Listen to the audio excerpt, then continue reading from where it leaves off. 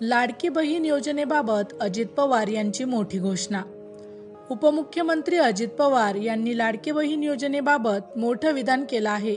त्यांनी मान्य केलं की या योजनेमध्ये अनेक अपात्र महिलांनी अर्ज केल्याची प्रकरणे समोर आली आहेत आणि त्यामध्ये गंभीर चुका झाल्या आहेत।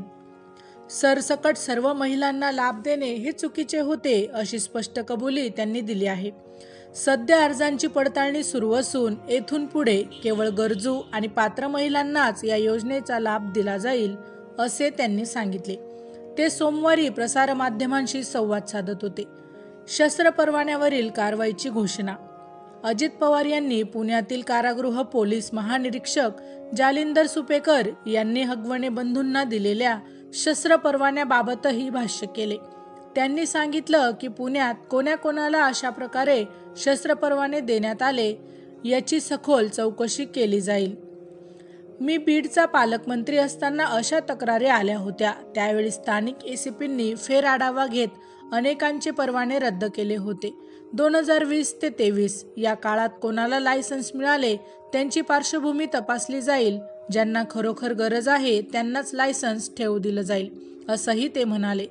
तसेच जसा परवाना देण्याचा अधिकार आहे तसाच तो रद्द करण्याचाही आहे असेही त्यांनी ठामपणे नमूद केले। निलेश चव्हाण प्रकरणावर अजित पवारांचे मत। निलेश चव्हाण सध्या पोलिसांच्या ताब्यात असून त्याला रिमांड मिळाल्याची माहिती अजित पवार यांनी दिली। त्यांच्या घरातील लॅपटॉप, मोबाईल आणि इतर वस्तू जप्त करण्यात आल्या आहेत। आता पोलीस तपास करत आहे। या चौकशीतून काय निष्पन्न होते ते पाहावे लागेल असे ते म्हणाले। पवार काका पुतण्या भेटीत चर्चेचे वारे। शरद पवार आणि अजित पवार यांच्यातील संबंध पुन्हा सुधारतील का? दोन्ही राष्ट्रवादी गट एकत्र येतील का? याबाबत चर्चा पुन्हा एकदा सुरू झाली आहे। रविवारी पुण्यात वसंतदादा साखर संकुलात दोघेही एकत्र पाहायला मिळाले। साखर संकुलातील अधिकृत बैठकीनंतर अजित पवार, शरद पवार आणि जयंत पाटील यांची बंद दरवाजामागे आणखी एक बैठक झाली अशी माहिती समोर आली आहे। या पार्श्वभूमीवर राष्ट्रवादी शरदचंद्र पवार पक्षाचे प्रदेशाध्यक्ष जयंत पाटील यांनी स्पष्टीकरण दिलं आहे। अशी कोणतीही बंद दाराआड बैठक झाली नाही असं त्यांनी म्हटलं आहे।